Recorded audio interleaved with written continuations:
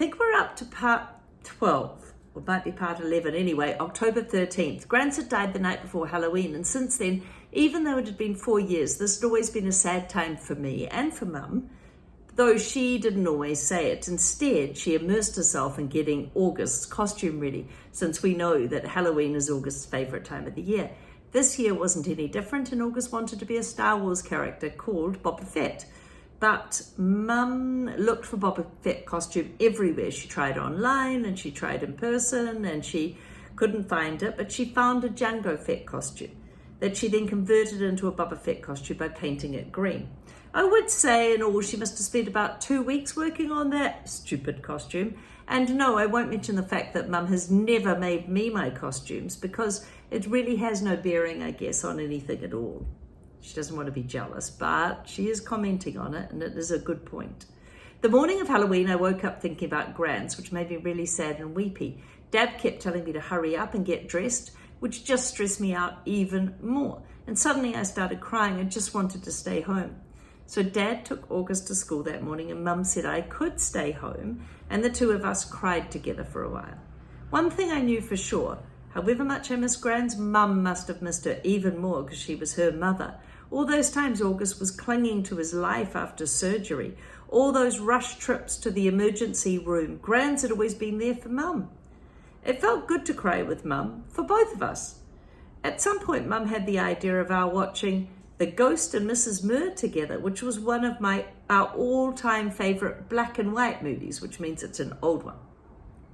I agreed that was a great idea. I think I probably would have used this weeping session as an opportunity to tell Mum everything that was going on at school with Miranda and Ella.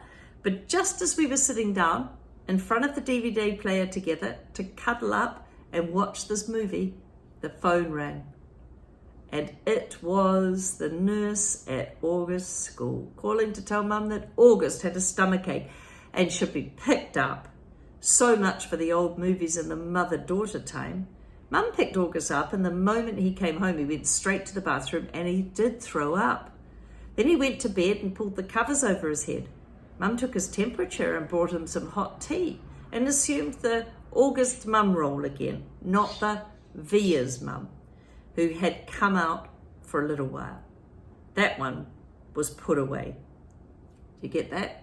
The August mum role or job started up, and the Via mum job was put away. I understood, though, August was in bad shape. Neither one of us asked him why he had worn his bleeding Scream costume to school instead of the Boba Fett costume Mum had made him. If it annoyed Mum to see the costume she had worked on for 2 weeks on the floor, unused, she didn't show it, she didn't say anything. She probably was annoyed or disappointed to spend 2 weeks on it and him not wear it. New chapter, trick or treat. August said he wasn't feeling well enough to go trick or treating later in the afternoon, which was sad for him, because I know how much he loves to trick or treat, especially after it got dark outside. Even though I was well beyond trick or treating myself, I usually threw on a mask or another to accompany him up and down the block in the streets, watching him knocking on people's doors, so excited. I knew it was the one night of the year where he could truly be like every other kid. No one knew who was different under the mask. To August, that must have felt absolutely amazing. At 7 o'clock, I knocked on his door. "Hey," I said. "Hey," he said back. He wasn't using his PlayStation or reading a comic book. He was just lying on his bed looking at the ceiling. Daisy, as always, was next to him, the dog, her head draped over his legs. The bleeding Scream costume was crumpled up on his floor next to the Boba Fett costume. "How's your stomach?" I said, sitting next to him. "I still don't feel good." "You sure you're not up for the Halloween parade?" "Positive." Well, this really surprised me. Usually August was such a trooper about his medical issues, whether it was skateboarding a few days after he had surgery or sipping food through a straw when his mouth was practically bolted shut. This was a kid who got more shots, like injections, that's an American way of saying injections, taken more medicine, put up more procedures by the end of age 10, than most people would have done in 10 lifetimes. So he had put up with a lot of different surgeries and injections and all, and yet he was sidelined, put in bed, from a little nausea.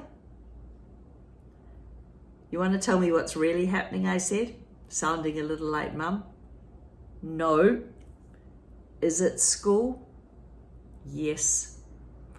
Teachers, schoolwork, friends? He didn't answer. Did someone say something to you? I asked. People are always saying something, he answered. He looked like he could be close to crying. Tell me, your big sister, what's happened? And he did tell me what happened. He had overheard some very mean things some boys were saying about him.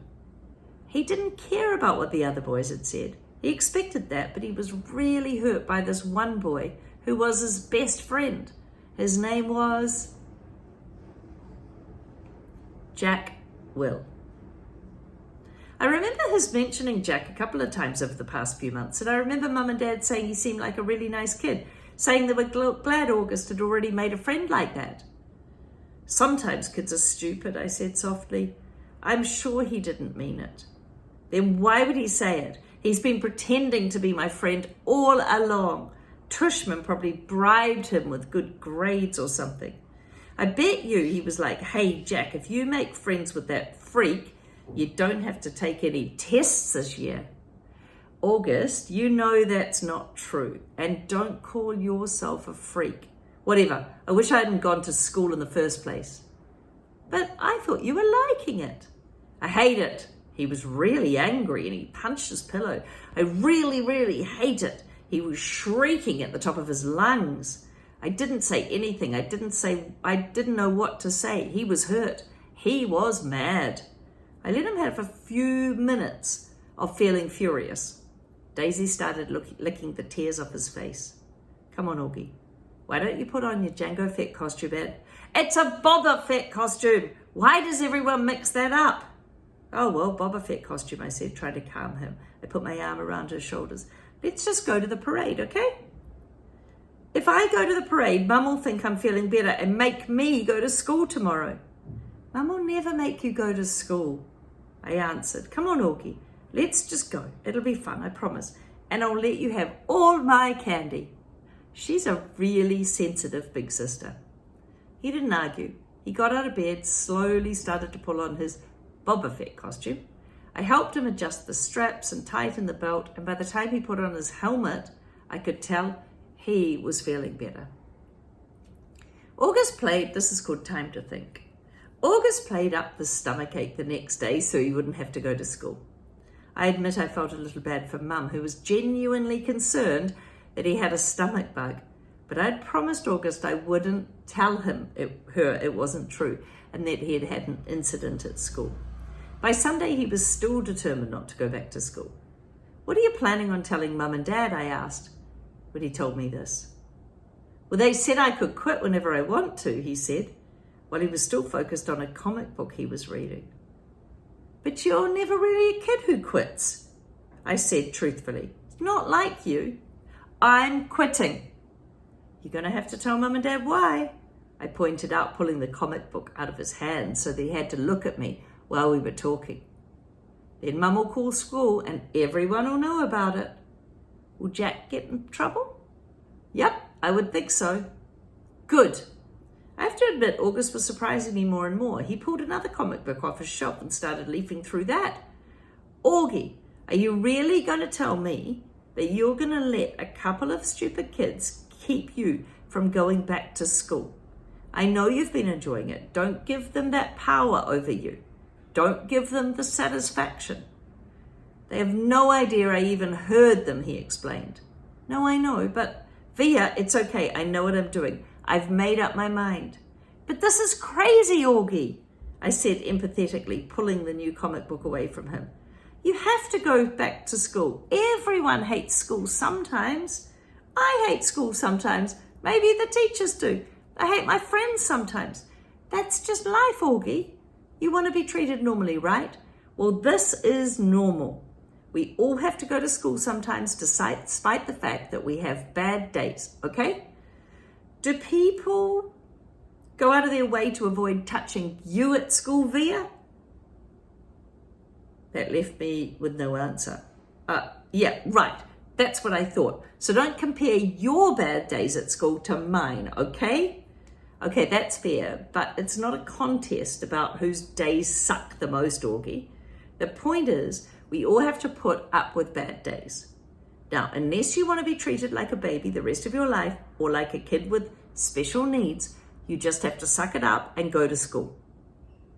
He didn't say anything, but I think that last bit was making him think. You don't have to say a word to those kids.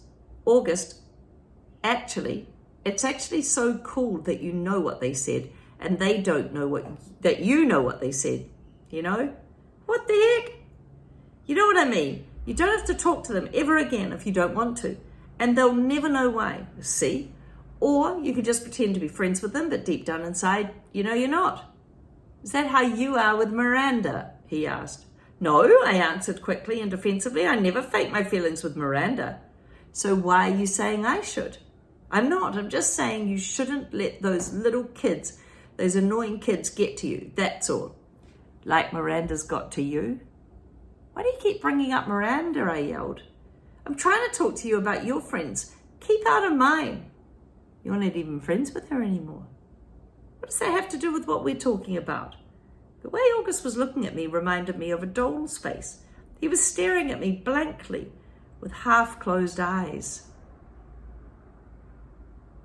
She called me the other day, he said finally. What? I was stunned. And you didn't tell me? She wasn't calling you, he answered, pulling both comic books out of my hands.